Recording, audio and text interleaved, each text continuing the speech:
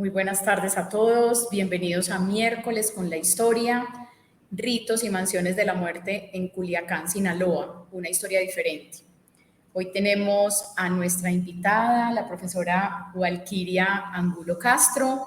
Ella nació justamente en Culiacán, Sinaloa. Bienvenida, profesora, es un honor tenerla acá con nosotros. La profesora es arquitecta de profesión, egresada de la maestría en Arquitectura y Desarrollo Sustentable. En la actualidad estudia su tercer grado del doctorado en Historia Regional bajo el mandato de la institución de la Universidad Autónoma de Sinaloa. Además es supervisora de obras y docente de la Facultad de Arquitectura de la Universidad Autónoma de Sinaloa desde 1995. Es una promotora incansable de la defensa del patrimonio histórico y de la identidad funeraria, de las raíces culturales y del rescate de las tradiciones mortuorias autóctonas. Por ello, la arquitectura funeraria siempre ha estado presente en su vida y ahorita vamos a tener la oportunidad de que nos cuente más en detalle justamente esta afinidad temática. Tradicionalmente afirma, desde que tiene uso de sus recuerdos, asistió a visitar a sus muertos, siempre acompañada de sus abuelos maternos. Por ello es que siempre estuvo familiarizada con los rituales, las tradiciones y las representaciones mortuorias. Cada año acudía a visitarlos, platicaban anécdotas de cuando, abro comillas, mis muertos estaban vivos, comíamos cacahuates y mandarinas, limpiábamos y pintábamos nuestra tumba anualmente, era una obligación. Justamente esta cita la tomé de una entrevista que le hicieron, que está publicada en la página Habitat en Buenos Aires hace poco, hace unos meses. Dice que estas acciones fomentaron en ella el respeto y la atracción hacia estos espacios del recuerdo. Hace unos días, hace pues ya unas semanas, visitó Montevideo, Uruguay, en el marco del 18º Encuentro de Valoración y Gestión de Cementerios Patrimoniales que se realizó en aquella ciudad, y allí presentó una ponencia acerca de la arquitectura funeraria en Sinaloa, una historia diferente, o sea, desde la perspectiva de la nueva tendencia constructiva del narco. Vamos entonces a hablar con la profesora y también tenemos al profesor Diego Andrés Bernal Botero. Diego es doctor en Historia por la Universidad Pablo de Olavide en España, es magíster en Historia por la Universidad Nacional C de Medellín y es comunicador social y periodista de la Universidad Pontificia Bolivariana. Actualmente es docente, investigador del programa de Historia de la misma universidad, pertenece de manera muy activa al grupo Epimeleia con la línea de Historia Social y Cultural. Tiene pues un recorrido supremamente amplio, es el secretario permanente desde el año 2009 de la Red Iberoamericana de Valoración y Gestión de Cementerios Patrimoniales, asimismo es secretario de la Red Colombiana de Patrimonio Funerario, veedor de la Junta Directiva Nacional de la Asociación Colombiana de Historiadores y vicepresidente del capítulo Antioquia, Asociación Colombiana de Historiadores. Como pueden ver, tenemos a dos grandes conocedores de la muerte, del patrimonio funerario, los rituales, así que vamos a aprender muchísimo en este miércoles con la historia de la mano de ambos. Yo quiero empezar con una reflexión que hacía una experta arquitecta que ha trabajado con el cementerio de San Pedro. Ella afirmaba: los cementerios son aulas permanentes para el conocimiento de hechos históricos que marcan a sociedades, como la guerra contra los carteles en Colombia de los 80 y los 90. Estos hechos no pueden ser desconocidos, mucho menos en el espacio de la muerte.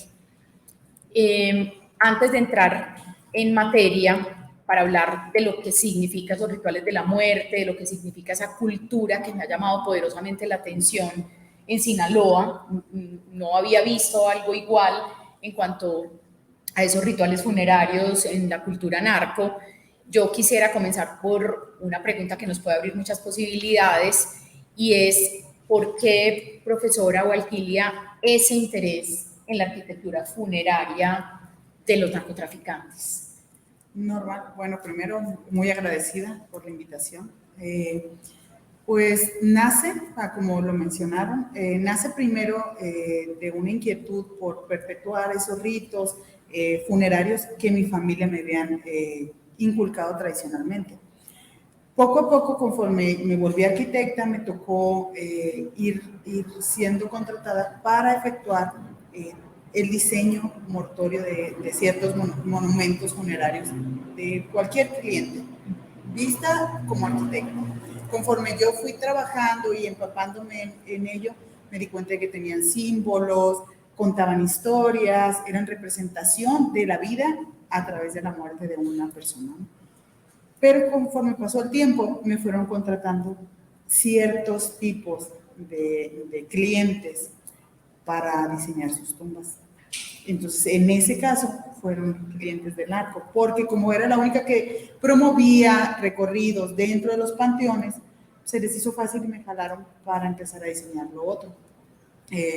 Y por eso fue que me fui metiendo. Claro. También yo ahí en lo personal, en lo local, es raro que yo dé un recorrido, salvo que sea una persona extranjera. Este tipo de conferencias no las doy en mi sitio porque pues son riesgosas también para promover o para inculcar o decir o mencionar ese tipo de rituales o de arquitectura funeraria. Entonces yo acostumbro más verlo desde la perspectiva de que es una representación social. Lo que existe en la arquitectura de los muertos es representación de lo que vive la sociedad viva. Entonces, poco a poco, sin quererlo, me fui inmiscuyendo en el estudio de la arquitectura decimonónica y hacer una contrarrestar con la arquitectura primero la arquitectura de la élite de abolengo, le llamamos nosotros, contra la arquitectura de los nuevos ricos, los ricos del narco. Claro. Es supremamente interesante esa comparación, incluso usted tiene un trabajo sobre la muerte en el porfiriato, sí. y esa mirada le ha permitido entonces hacer un análisis de largo alcance, pero yo creo que podemos comenzar con las imágenes para que quienes nos estén viendo sepan desde el comienzo cómo es esa arquitectura funeraria, y ya en función de esas imágenes continuamos entonces con las preguntas a la profesora y también con la intervención del profesor Diego. Podemos comenzar entonces con las imágenes que trajo la profesora.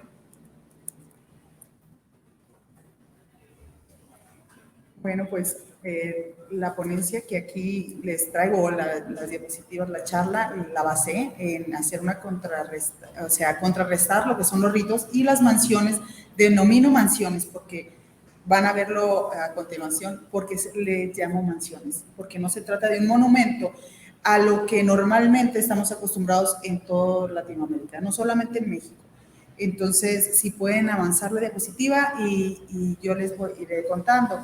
Esta ponencia, nace, prácticamente de resaltar lo que son la cultura sinaloense. No es muy diferente, dista mucho lo que en el norte del país trabajamos con respecto a la muerte, a diferencia de lo que se ve en lo que es el centro y la capital mexicana, puesto que ya lo ven desde otra perspectiva, es una perspectiva más de duelo, de sentimientos, de simbolismos. Nosotros no, nosotros somos como más alegres, muy alegres al momento de sentir el duelo. Entonces, si quiere adelantarle, aquí pongo yo una introducción, la siguiente. Hablo de cómo es importante hablar de lo que es la conceptualización de la arquitectura funeraria, su importancia. En México tradicionalmente tenemos que el Día de Muertos es quizás la fecha más representativa del mexicano. A comparación, tanto el Día de Muertos como el Día de la Virgen de Guadalupe son las dos fechas, y el Día de las Madres, las fechas más grandes que existen para el mexicano. Entonces, a través del rito de la muerte, conmemoramos ese recordatorio, ese momento en el que decimos, ay, nos volvemos a aludir o a acercar a esas personas que ya no están a nuestro lado. Siguiente.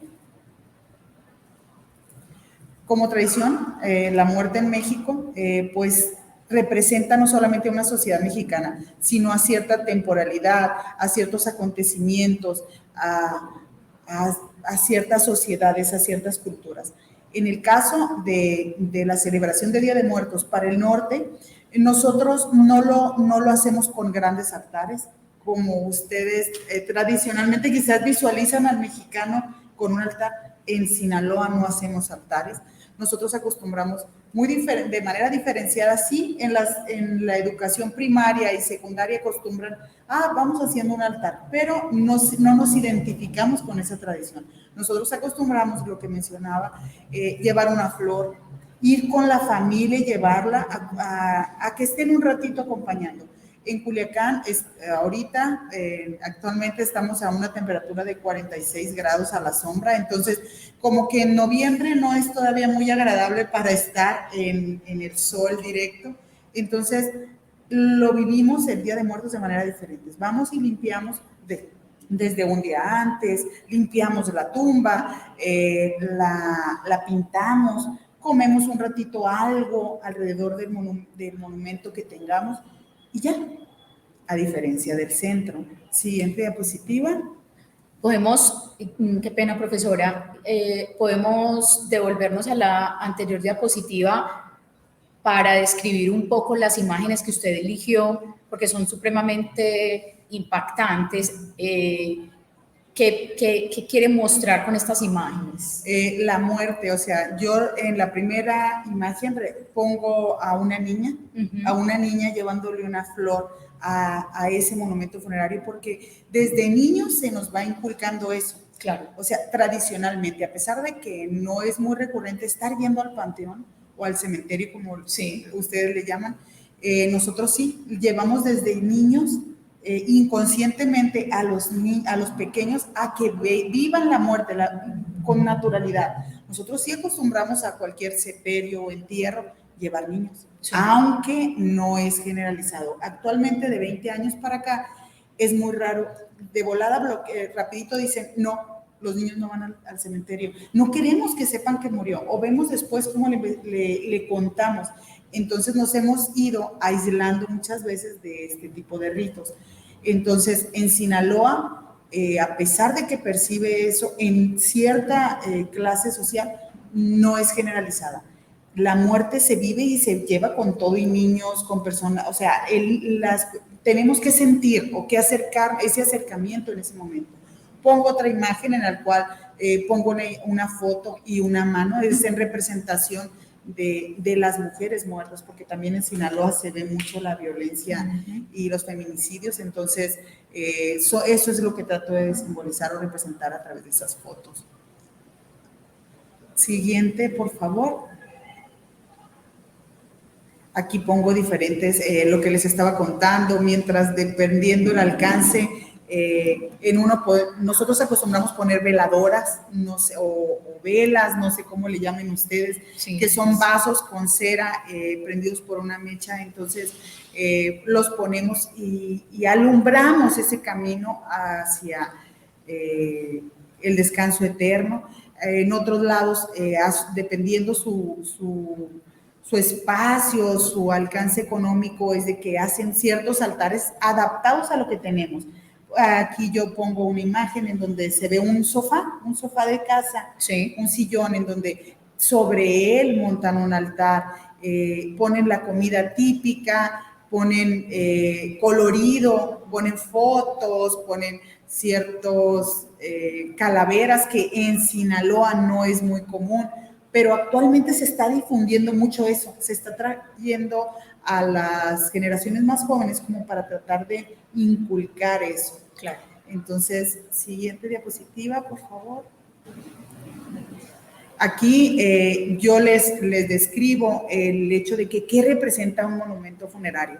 Eso es muy común cuando yo doy algún tipo de charla, o yo como docente de la Facultad de Arquitectura me dicen, maestra, pero ¿por qué? ¿Qué interés usted puede tener en la arquitectura funeraria? Le digo, pues casi nada. O sea, soy arquitecta, pero les puedo decir que fue una locura mía a través de mi vida que me hizo identificar, le digo, y relacionar que los grandes monumentos de la arquitectura antigua eran monumentos funerarios. Entonces me parece imposible que uno como arquitecto o como historiador, porque mi doctorado fue en historia, ¿cómo es posible que no podamos identificarnos con esa relación hacia la arquitectura?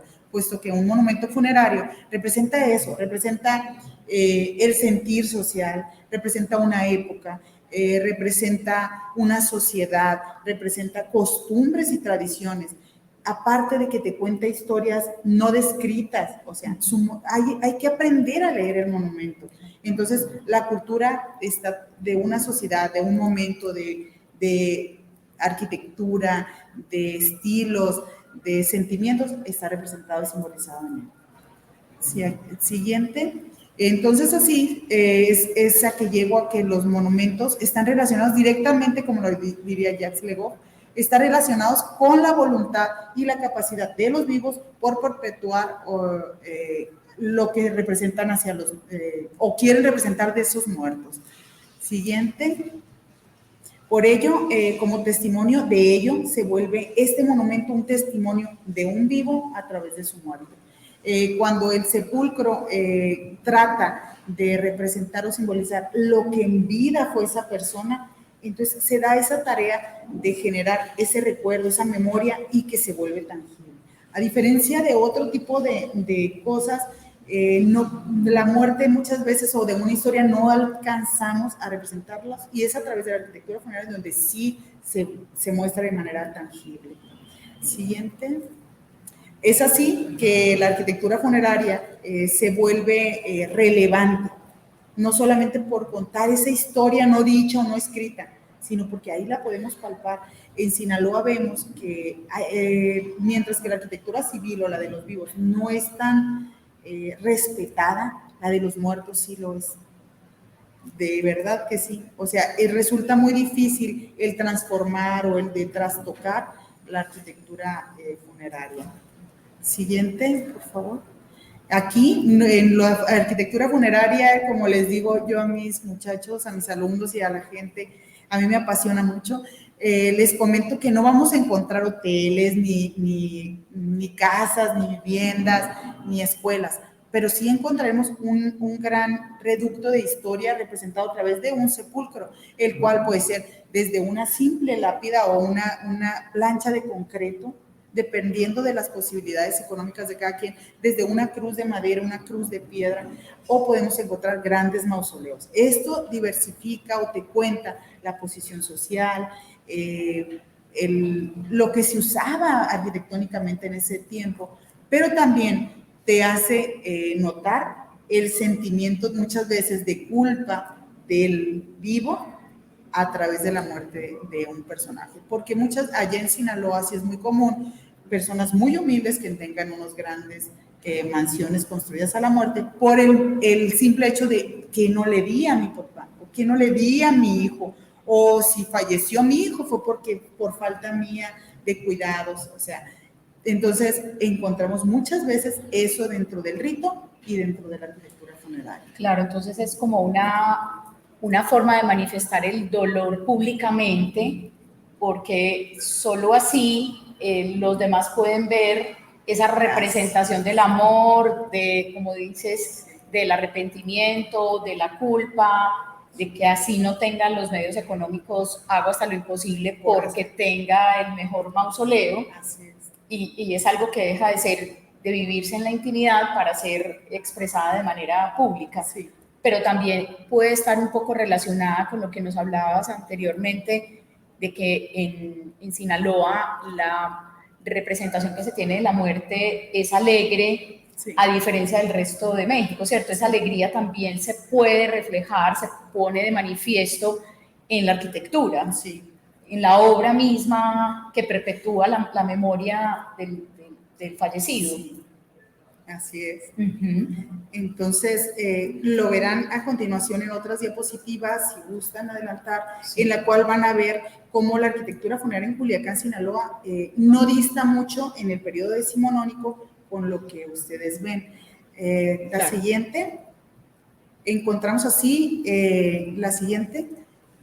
que en Sinaloa contamos con cementerios igual, a partir de la implementación de la regulación y de la secularización de los espacios funerarios y del control de la iglesia, de cómo encontramos en diferentes poblaciones desde el norte hacia el sur, y es lo que aquí yo les represento fotográficamente, en el cual encontramos que sí, efectivamente, teníamos templos alejados de la zona habitacional o céntrica de las ciudades, ¿no? O de los asentamientos. Encontramos en la parte de arriba, yo les pongo el panteón de Sinaloa de Leyva, el cual se encontraba.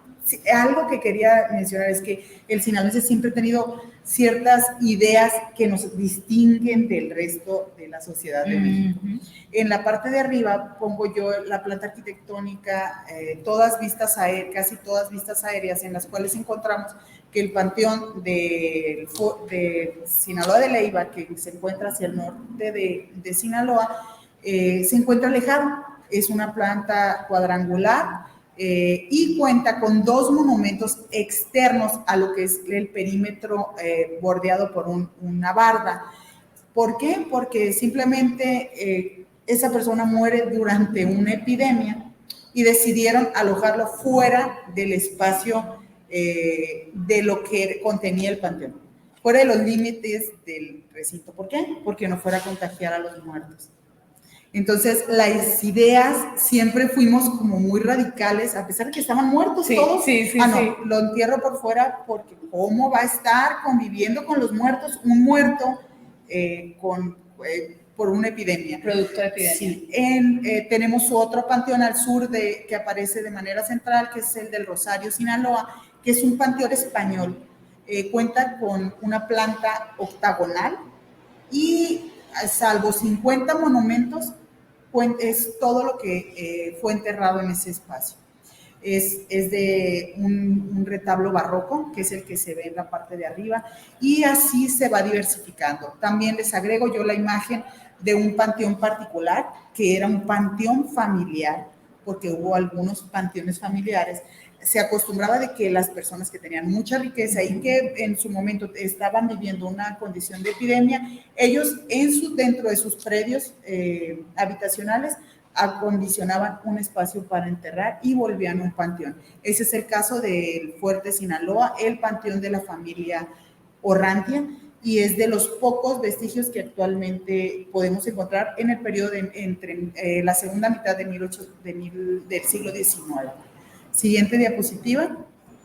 En Culiacán no distó mucho, también los panteones, pues sí hubo uno que estuvo alejado, encontrado dentro de los predios de la iglesia, del clero, y permaneció por 300 años dentro de esas distancias, pero continuó después de que se implementan nuevas leyes de regulación de los cementerios, que a partir de ese momento se satura por tanta epidemia que se vivió, y se generó uno nuevo que se le llama Panteón San Juan, que se funda en 1842, alejado de lo que era el centro urbano de la ciudad. Siguiente diapositiva.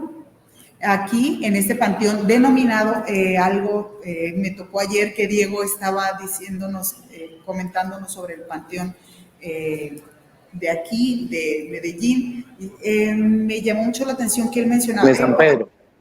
El San Pedro, pero mencionabas tú, que los ricos, que hubo un panteón para gente de los pobres.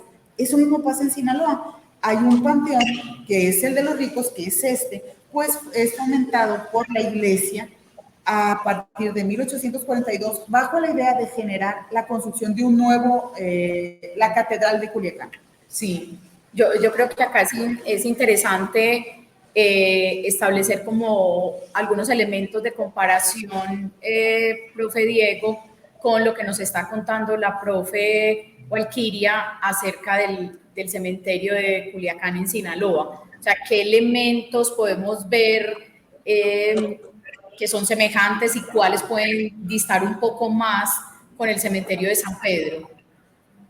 Ahí hay algo muy bonito, y es el proceso de desarrollo es en paralelo. O sea, lo que hemos descubierto a través de los años de trabajo con la red iberoamericana es que la legislación hispana en todo lo difuso que era el sistema, ya realmente nos llegó más o menos al tiempo y el proceso fue igual de dificultoso en el sentido entonces que desde el 18 se está intentando tener cementerios o panteones separados de los espacios urbanos, con excepción hecha de los cementerios que previamente se habían consolidado extramurales cuando había momentos de epidemia. Pero como decía muy bien Valquiria, se acaba el tiempo de epidemia y si mi muerto murió aliviado, ¿por qué lo voy a conectar con esos muertos que están enfermos? Entonces se están haciendo los cementerios de la peste, cementerios que quedaban entonces como con muy mala reputación y que no voy a estar. Entonces es solamente el siglo XIX el que le va a dar luz a que tengan una lógica esos cementerios extramurales y teniendo Sinaloa también unos espacios muy abiertos, una semiruralidad muy clara en esas primeras décadas, funciona igual. Entonces, como panteoncitos aparte y las cosas. El problema nuestro, y ahí nos separamos de Sinaloa, es que el nombrarnos a nosotros capital en 1826 va a fomentar un boom urbanístico. Entonces, la eterna carrera que vamos a tener y que ahí nos dispara un poquito es que Sinaloa se demoraron un poquito en ser rodeados los cementerios. Nosotros casi que los hacíamos y estábamos trayendo los vivos. Entonces nos apareció el cementerio San Lorenzo e inmediatamente se nos llenó todo guanteros de viviendas, el cementerio de San Pedro tan alejado, tan de los ricos, pero entonces se convierte en una vía de paseo los fines de semana y comienzan entonces también a llegar los barrios allá poco a poco. Entonces es un proceso que se va dando, pero en el cual también se dan esas lógicas de diferenciación. Tenemos también otro elemento en común, que si bien tenemos unas regiones donde la muerte en Colombia está muy conectada con rituales muy particulares, como veríamos con el mundo andino, entonces vamos a encontrar unos cultos, unos acompañamientos con altares y demás en las zonas de Pasto, Putumayo, muy conectados en verdad con todo lo que van a ser esas tradiciones de los aymarás, incaicas y demás. Nosotros sí en ese sentido es más como un tema religioso más parco, pero sí muy de ir a acompañar, llevar una florecita, hacer una visita y tener eso sí una devoción particular que se llama el de las ánimas del purgatorio, que en esa sí casi que le hemos encontrado que es muy de letos antioqueño. Pero por el momento esa lectura en paralelo va marchando de manera muy interesante. Podemos continuar entonces con la profesora Walquiria, porque esta presentación tiene además la parte que le da título, ¿cierto?, a nuestro miércoles con la historia. Entonces le damos paso a la profesora para luego ya continuar con nuestras preguntas. Siguiente diapositiva, por favor. Es así, pues que cronológicamente el Panteón de los Ricos, porque así se denomina este Panteón Católico, da pie al crecimiento orientado hacia esa parte, como lo comentó ahorita Diego muy atinadamente, urbanístico, de asentamientos. Obvio, hay una calle que se inundaba y divide la parte de los ricos con la de los pobres. El panteón, a pesar de que es el denominado el Panteón de los Ricos, se parte a través de esa calle que actualmente se llama Aquiles Cerdán. Entonces, hacia aquel costado se asientan los pobres alrededor del panteón. También todas las enfermedades, se genera otro nuevo panteón que más adelante se va a ver, se genera el primer hospital de caridad dentro de la ciudad.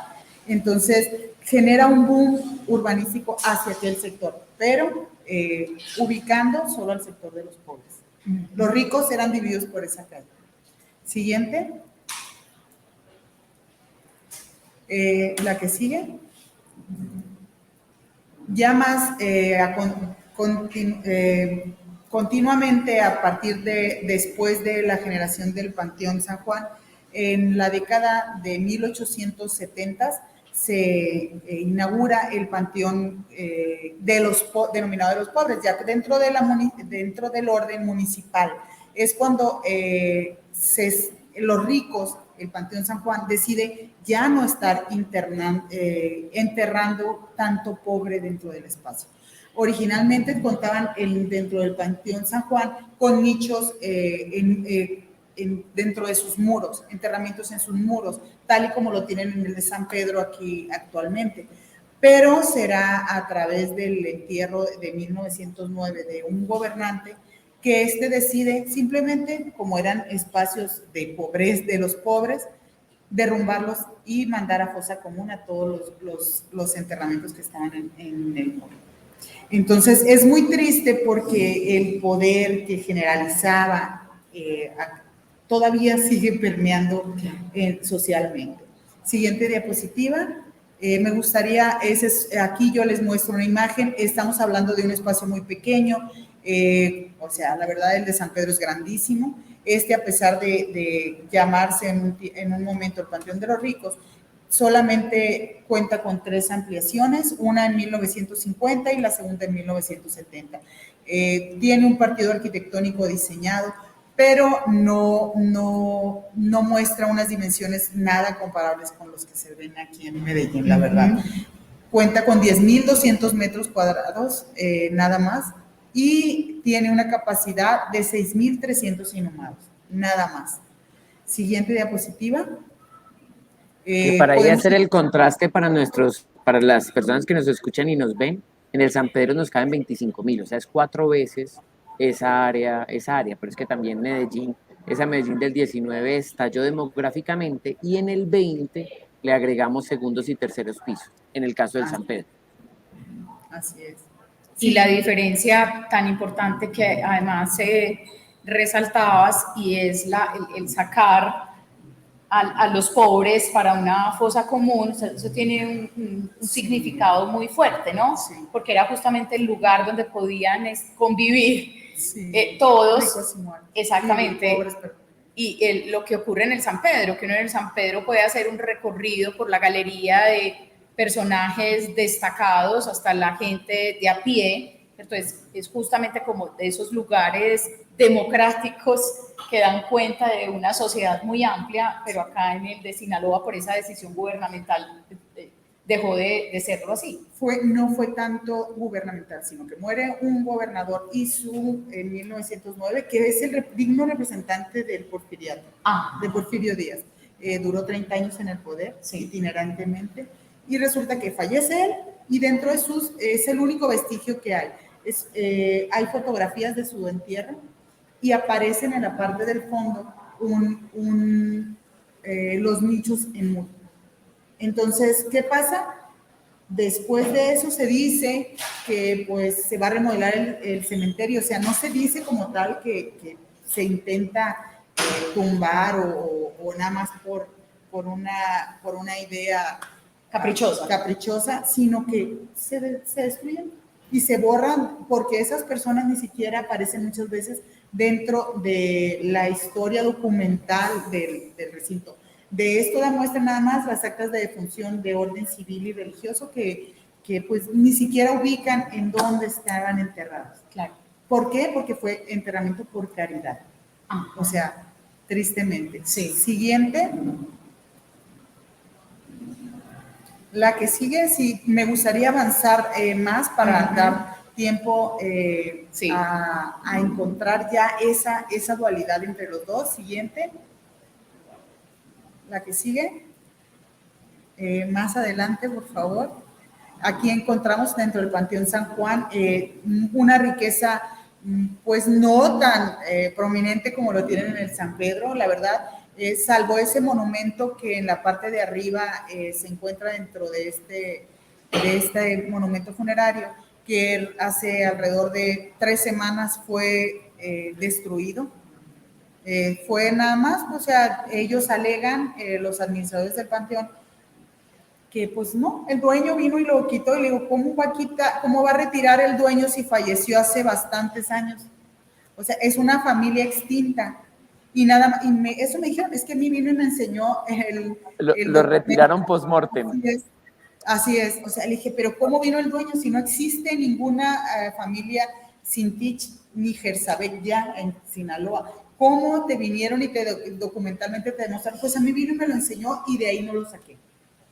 O sea, simplemente se cayó y lo que yo pienso que se va a hacer ahí es que van a reutilizar ese monumento.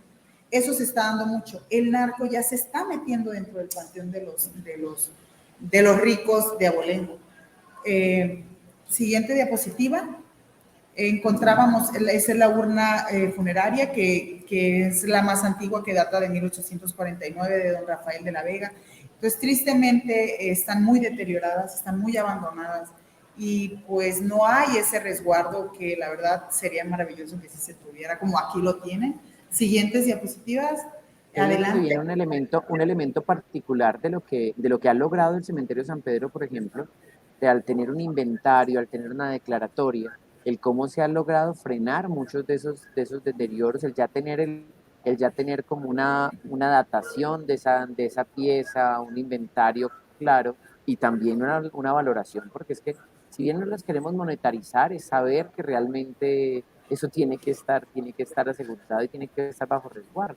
Porque si no, cuando cuenta muy bien Catalina Velázquez, que ahorita citaba la propia Margarita, cómo precisamente, pero estos sí eran vivos, esto no era un hipotético muerto que vino por su escultura, familias que estaban diciendo, oiga, el cementerio está muy deteriorado, yo prefiero llevarme esa escultura para la finca, o para venderla, o para cualquier cosa. Entonces, cómo el mismo cementerio estaba siendo depredado por sus propietarios y por saqueadores. Entonces, en ese sentido, el resguardo y lo que se ha logrado desde 1996 con la declaratoria como museo en 1998 y la bien de interés cultural en 1999, permiten que el San Pedro haya logrado frenar esos deterioros y comenzar un proceso de puesta en valor y de mejoramiento.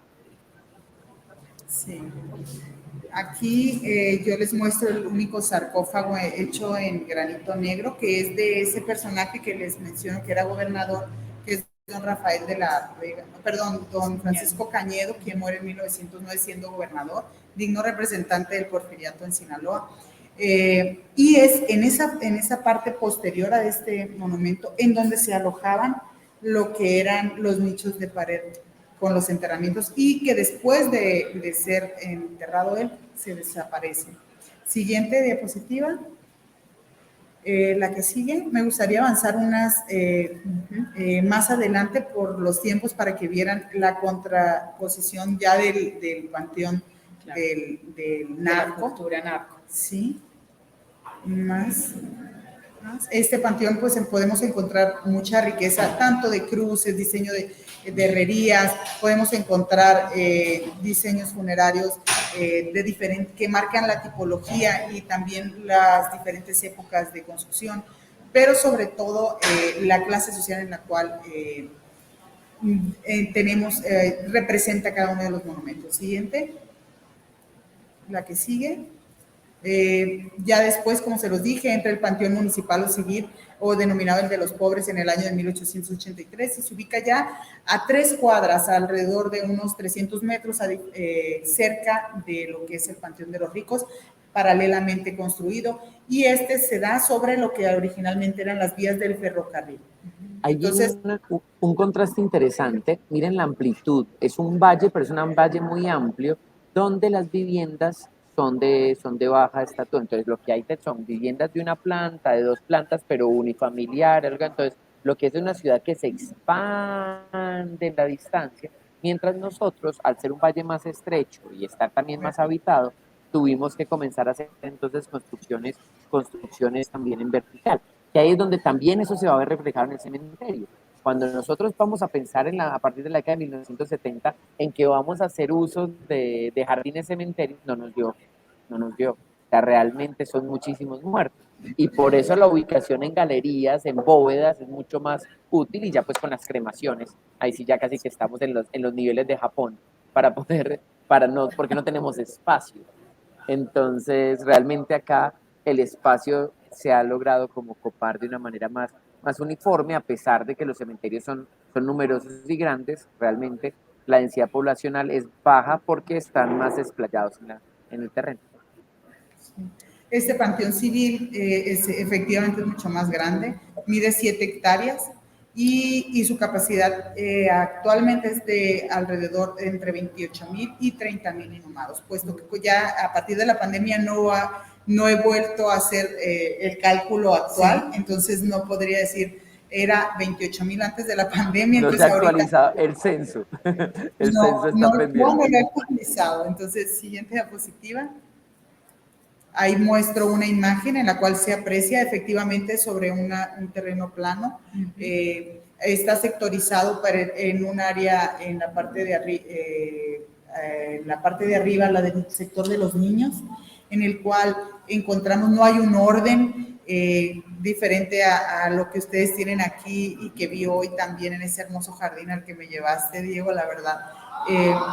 Campos de Paz. Un saludo muy especial a los colegas de Campos de Paz. Sí, o sea, aquí es totalmente plano, no hay ningún panteón o cementerio que tenga un relieve como el de Campos de Paz. Sí. Entonces, estamos acostumbrados más a lo plano, a pesar de que también somos un valle como ustedes. Siguiente diapositiva.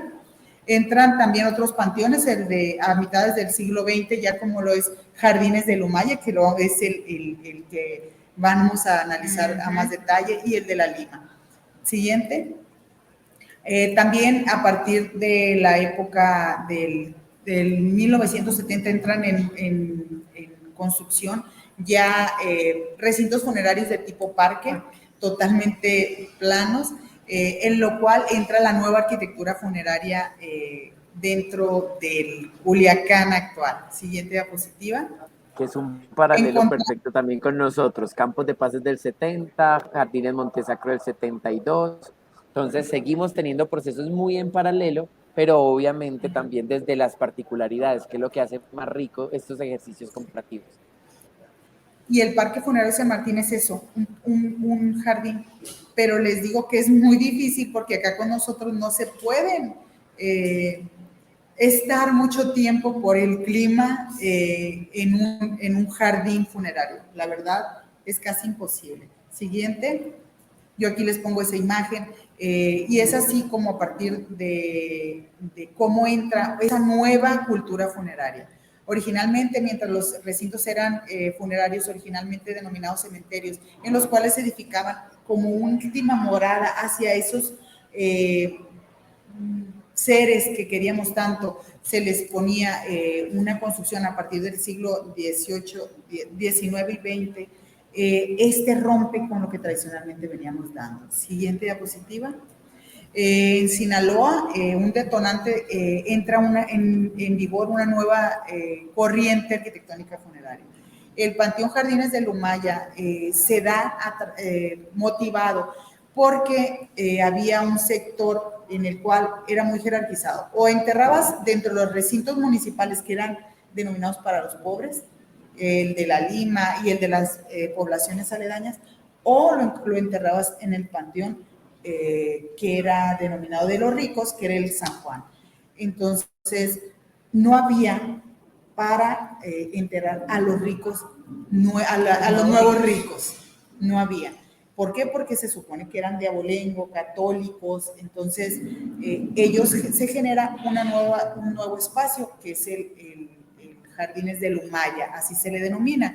Originalmente se trataba de eso, de un jardín en el cual nada más iban a tener una pequeña placa conmemorativa nombrando al fallecido. Siguiente diapositiva. Es así en el cual a partir de los años 70 que se genera el Panteón Jardines de Lumaya, en el cual encontraremos otra versión de lo que es la creación de los monumentos funerarios. Aquí las dimensiones, los materiales, los diseños, sus acabados y sobre todo el lujo con el que conviven se vuelven, o sea, lo atractivo o lo distintivo con respecto al resto de la arquitectura funeraria de esa época. Aquí encontraremos monumentos en los cuales sus costos pueden oscilar entre los 2 millones, obvio que sí hay desde los que te cuestan $3,000 hasta los 10 millones de pesos que vendrían siendo medio millón de dólares. O sea, encontramos una diversificación increíble, a pesar de que originalmente se le llama, era un jardín de Lumaya.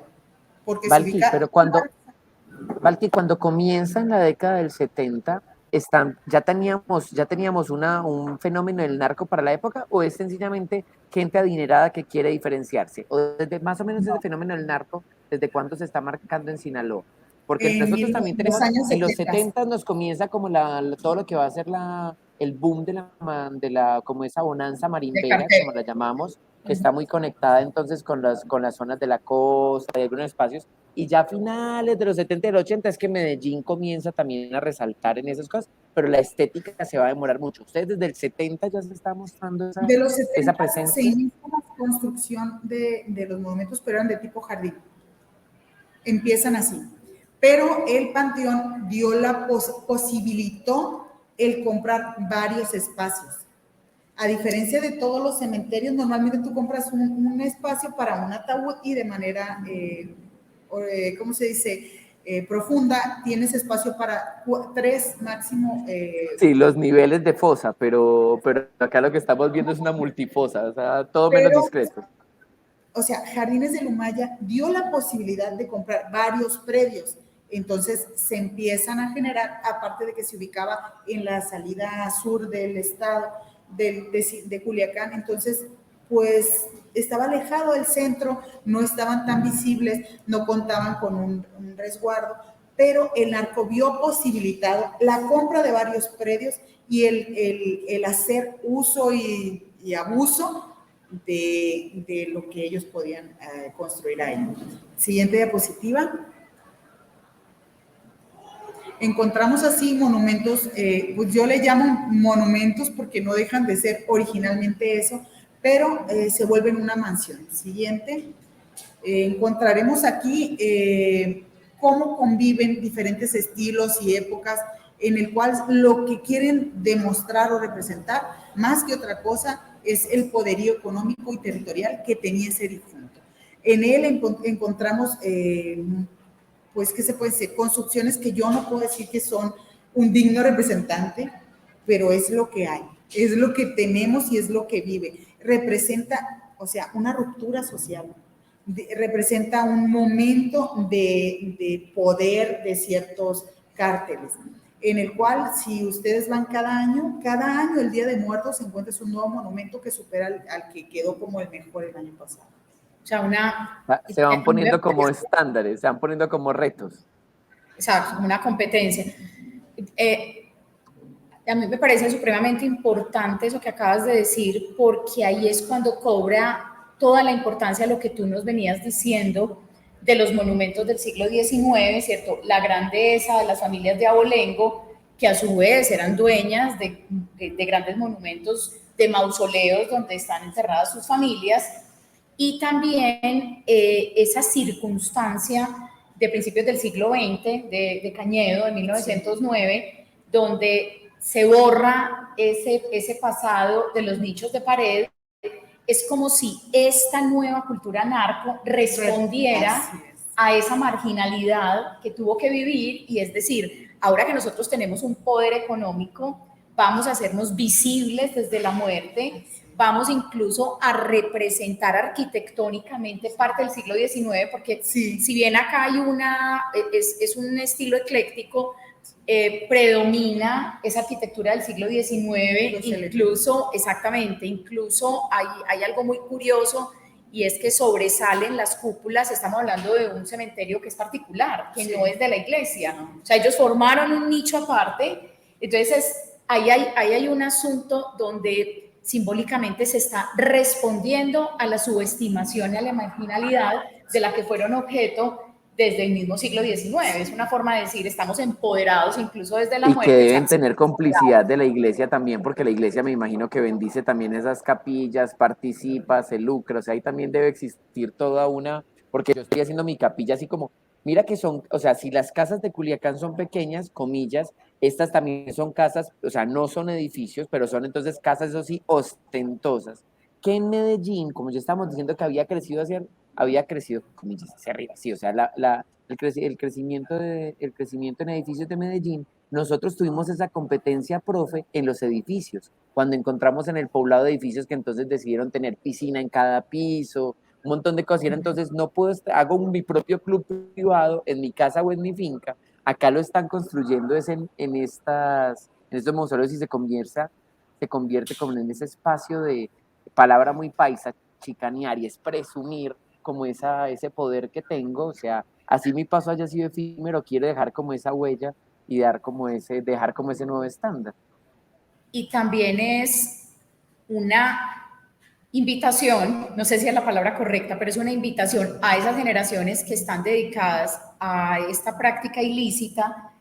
Es una forma de decirles, cuando ustedes mueran, su memoria va a ser perpetuada a través de estos monumentos, no van a quedar en el olvido, y es una manera de ver una práctica que es completamente ilícita como si fuera buena, ¿cierto? Sí. Como es una lectura de una complejidad muy grande e incluso es sobrecogedora. O sea, Que es lo es muy... peligroso de una estética. Es una estética que por mucho que nosotros tenga una categoría moral muy dudosa y bastante, o sea, mal tachada, termina siendo muy atrayente para mucha gente.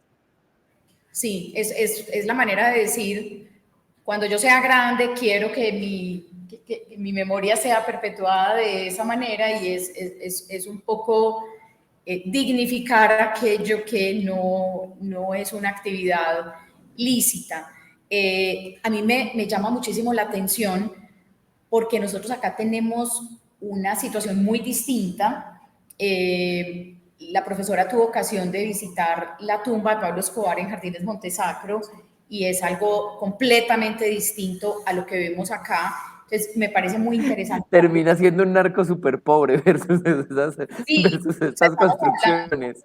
Si estamos hablando que de es por el nivel de personas. construcción, realmente es súper párcala. Es una lápida, pero íngrima. Sí, o sea, a pesar de ser personas que compartieron un mismo modo de vida, una actividad ilícita, pues a la hora de entender sus rituales funerarios dista mucho el uno del otro. Así es.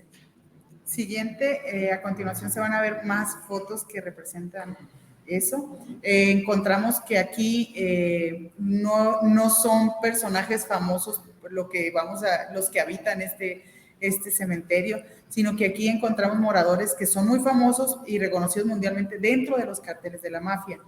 No los voy a mencionar, pero sí podemos poder encontrar que lo que tienen en sus casas, o sea, lo tienen lo representan en la arquitectura de la muerte. Siguiente.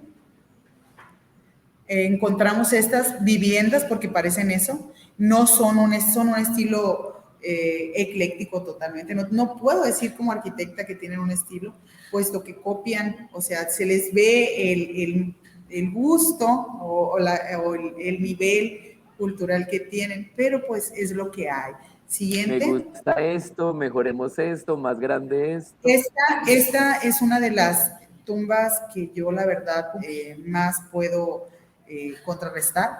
Se trata de un espacio funerario familiar, el cual como papá compra varios lotes, es prácticamente toda esa manzana comunicada entre ellos, y en la parte de frente que ustedes encuentran cuenta con Wi-Fi, cuenta con blindaje, está hecho en cantera, una reminiscencia a los órdenes neoclásicos por las cúpulas, sí, los arcos, los diferentes elementos, las columnas corintias, una representación de un pequeño castillito, sí, y cuenta con arenero y estacionamiento. En este espacio es donde se hacen las fiestas o se les encierra a los niños para que jueguen sin ser atropellados como en la ciudad. El que sigue. Encontramos también diferentes tipos de elementos arquitectónicos, como se los dije, que representan pues el nivel sociocultural de cada uno. Ya quisiéramos vivir en este espacio muchas personas, puesto que son viviendas, cuentan con área de cocina, o sea, no me ha tocado alguno todavía que me pidan diseñar un área de lavado, es lo único que le falta, pero cuenta con habitaciones, área de cocina, área de televisión o de juegos, entonces lo tiene todo. aire acondicionado, no sé, muchas cosas. La que sigue. O sea que las personas van a pernoctar, a pasar un tiempo de disfrute, o sea, a vivir la vida en el lugar de sus muertos. Sí. No es simplemente decorativo, sino que ellos entran, toman posesión de ese lugar que mandaron construir. Sí.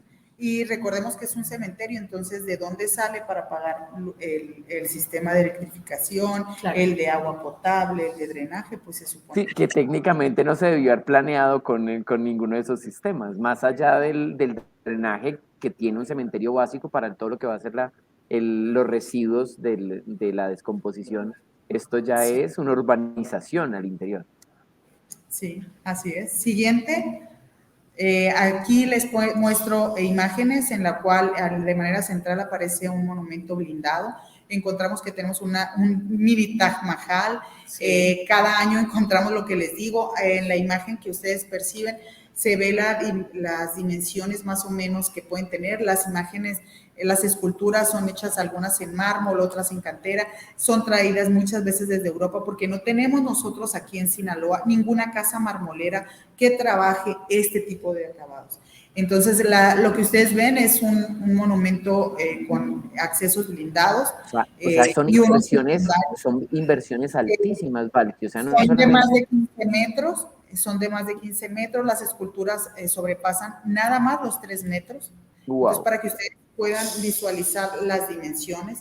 La siguiente, esta es hecha con cantera negra que no existe siquiera en Sinaloa más que la rosácea.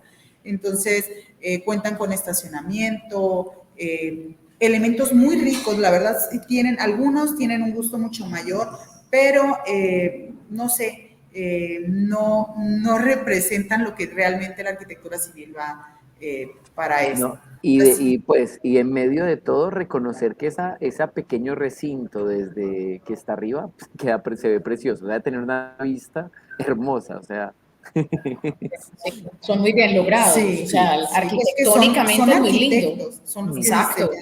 Exacto, y con plantas del siglo XIX, o sea, realmente hay buen gusto en muchas sí, exacto, hay de todo, hay unos más sí, como, hay unos y más kitsch, pero este está precioso. El arte sacro es precioso en algunos casos, a diferencia que el de los ricos no lo tiene, el de los ricos del decimonónico. Siguiente. Los ricos más discretos, los ricos de toda la vida.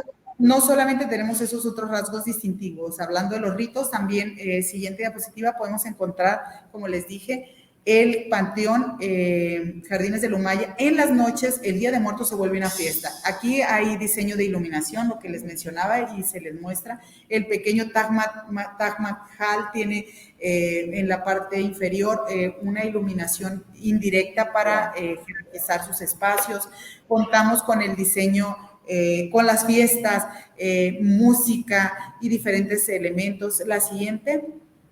Se llenan de flores, las coronas oscilan, cuando ahí aparece una diapositiva cómo se entierra y se convive con el muerto. Ese es un sótano, es la representación de su habitación en vida. El rito de ir tras la carroza fúnebre con la banda en la imagen de arriba, una banda arriba de una camioneta tocando detrás del muerto. Entonces, no sé, las coronas mortuorias, lo que les digo, ya no se da las flores así como aquí, no pueden con el clima y pues una corona puede oscilar hasta, ¿qué les puedo decir? El botón de rosa, una rosa puede costar desde los 15 hasta los 25 pesos y una sola corona puede costar varios miles de pesos mexicanos porque puede llevar hasta mil flores. Entonces, si se fijan en la imagen... ¿Es mito la vez que se agotaron las flores porque hubo una compra masiva de ellas o no? No, pues se han agotado varias. Cuando muere un narco se agotan en lo local, en el estado y se traen desde donde se hallan. O sea, es verdad. Sí. No es mito. No es mito. Ahí esa corona, si se fijan, no alcanzó a entrar por el portón de más de 2,5 metros de ancho. O sea, es para que ustedes más o menos ubiquen. Dimensionemos. Sí. La siguiente. O sea, todo es faraónico. Sí. Las construcciones, todo es en tamaño faraónico. En Día de Muertos se decoran los monumentos, que es lo que ustedes ven aquí. Ajá. Se se ornamenta todos los monumentos de varios metros de altura con flores. Entonces, ese día nada más duran, pero se gastan hasta el $1,000,000 en decorar con puras flores. Siguiente. Pero el de los pobres no se queda atrás. Ya totalmente de manera diferente, también se les decora con flores de papel, con flores a su alcance económico, con una pequeña, un grupo de chirrines que le llamamos nosotros, un grupo norteño constituido por tres músicos. Entonces, este es también, o sea, nos distinguimos porque ese día sí queremos darle algo más a nuestros niños. No podemos pagar la decoración con las coronas. Las 1,000 flores. Pero sí lo hacemos con flores de papel. Claro, a lo que está a su alcance.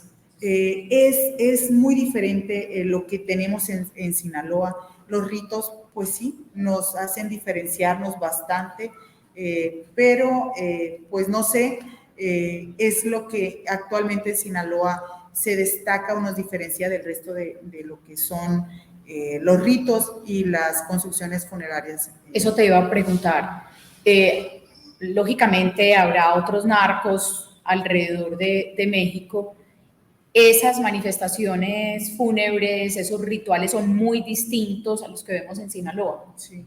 O sea, que todo eso, todo lo que tú nos comentabas al comienzo, de esa mentalidad festiva alrededor de la muerte, también la vemos acá plasmada. Sí. Y esa austeridad del resto del territorio, del resto del país, también se ve reflejada al morir narcos en otros Actualmente se está contratando arquitectos para que vaya y edifique o diseñe la arquitectura de los narcos fuera de Sinaloa, porque es lo que en Guadalajara ya se está empezando, en algunas partes del centro del país, pero no es tan notorio como lo es en Sinaloa. El abuso del poder, o sea, ahí sí está muy bien representado. Sí.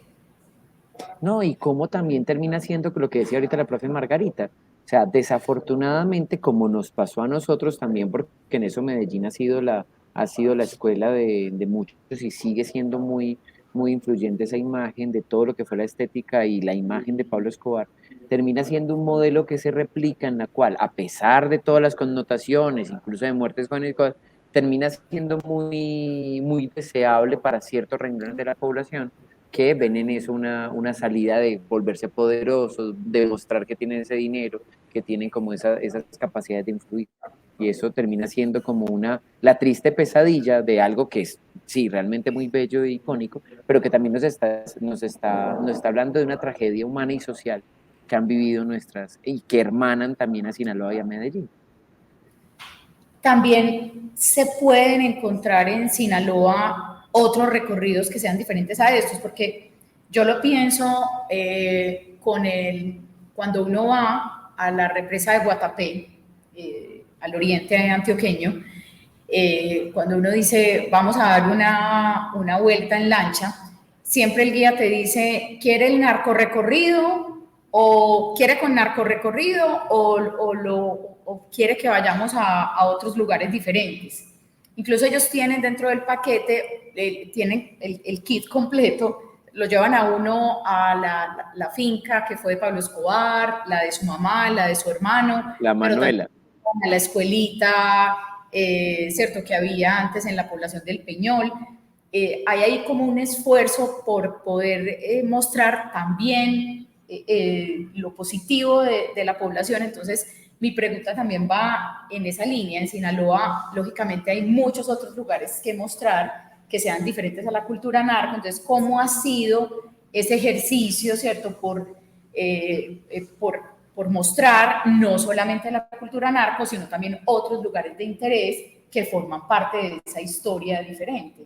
El turismo oscuro, que es el del narco, sí, actualmente, la verdad no se difunde mucho en Culiacán. Yo se los presento porque es un estudio comparativo entre el panteón de los ricos de Abolengo contra el de los nuevos ricos. Entonces, pero no es común que se encuentren de manera presumible este tipo de cosas. Es más, el extranjero que llega buscando que lo que uno está ofreciendo. Uno, ¿qué es lo que hace si va un visitante? Te lleva a comer, te lleva a visitar, sí es cierto, lo que es la capilla de Malverde, que es un santo de los pobres, o sea, porque era el Robin Hood sinaloense, Culichi. Entonces, pero es más el extranjero que llega con ese morbo de querer ver esas tumbas. Si Diego no me dejará mentir, yo al principio no hablaba de los panteones de los narcos, yo hablaba de los puros del siglo XIX. Claro. Pero conforme fui, siempre me preguntaban, oye, ¿y es cierto que hay un panteón de los narcos?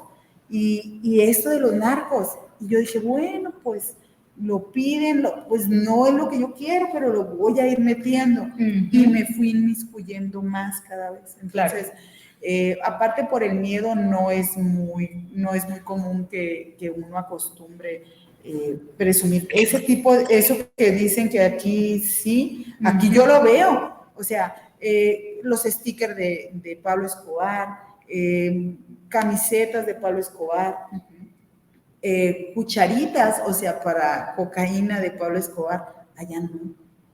Del Chapo o de otros narcos podrán encontrar nada más alguna gorra, o sea, un pequeño, pero no es tan comercial, es más comercial entre lo local, de que los diferentes bandos quieran decir, yo soy gente de fulano o gente de mengano. Sí, ahí de pronto entonces te pregunto, en ese sentido, Medellín, obviamente, cuando teníamos todo pues no es que nos hayamos librado del narcotráfico, sigue, pero obviamente sin tanta visibilidad y Medellín intentando como cambiar un poquito su imagen, obviamente entonces el que se esté evocando a Pablo Escobar y su época, estamos hablando casi de hace 30 años, Pablo Escobar murió en 1993, pero para las personas que venían, el turismo de Medellín, finales de los 80 y principios de los 90 prácticamente no existiera porque les daba miedo venir al territorio que antes estábamos estigmatizados por la violencia y las cosas. Sinaloa entonces está en una fase de esa donde realmente les está castigando el turismo como el fenómeno narco, que la gente de repente tenga como ese miedo de circular, entonces de pronto es más como ahora nosotros tenemos como ese más turismo de mafia, pero es porque ya es como de una mafia del pasado que un turismo de mafia, de esa mafia del presente por el miedo? ¿Cómo lo lees tú ahora que tuvieron la oportunidad con tus estudiantes de conocer el caso de Medellín? Culiacán no es un sitio netamente turístico, nunca lo ha sido. En Sinaloa es Mazatlán, que es una playa a 3 horas de Culiacán, de la capital del estado, la que acapara el gran turismo en Sinaloa. Pero Culiacán es de turismo empresarial. Gente que viene a invertir, a comercializar, el turismo empresarial es el que se da.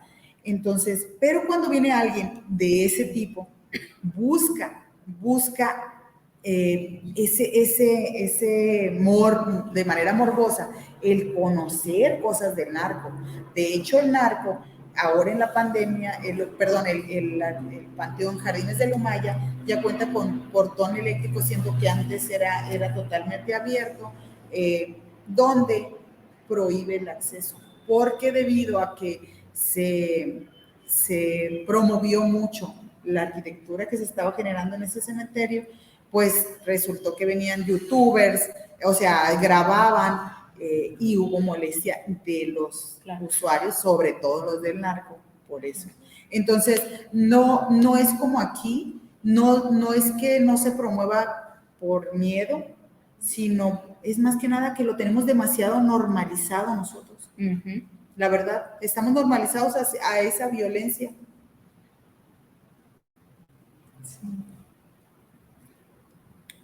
¿Hay más diapositivas? Con esa me gustaría cerrar.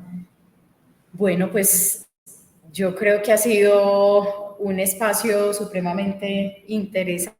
Agradecemos muchísimo a la profesora por este recorrido tan completo que nos ha dado, porque esto además da cuenta de una historia de las últimas décadas, una historia muy dolorosa, muy triste, pero que convive, ¿cierto? Con la que debemos convivir, como ocurre lo propio acá en Colombia, y pues hay que verlo de esa manera. Eso forma parte de la historia de una región, de un territorio más amplio.